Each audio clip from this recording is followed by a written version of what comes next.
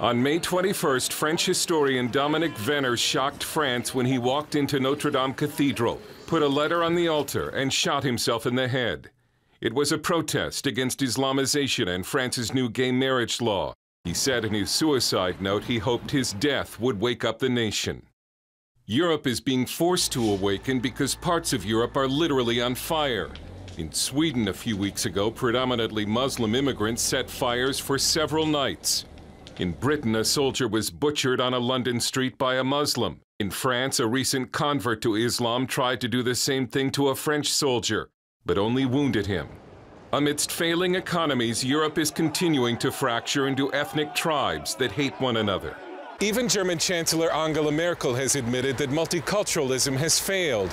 It's led to immigrant ghettos inside European cities that are breeding grounds for radicalism and hostility to mainstream society.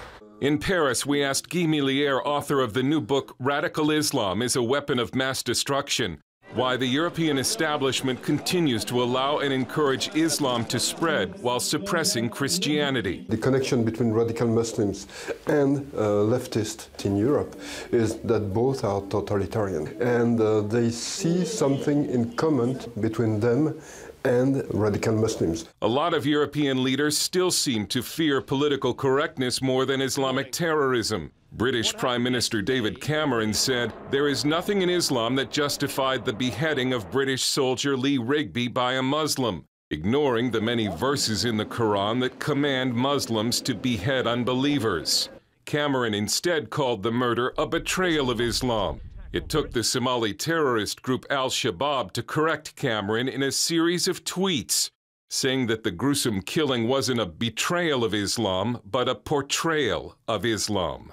The Rigby murder caused rioting and attacks on mosques across Britain. Enough's enough. Our message is enough.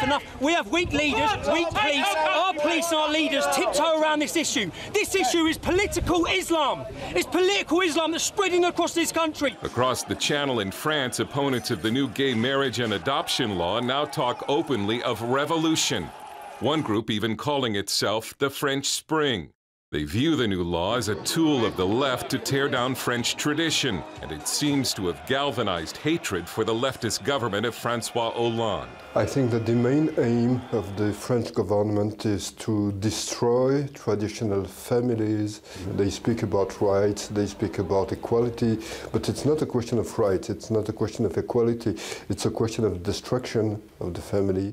In Eastern Europe, fascism is on the march. Hungary's UKIP is the third largest party in parliament. Its leader says only a show of strength is effective against the unscrupulous Zionist advance. And UKIP wants a national registry drawn up listing all the Jews in Hungary.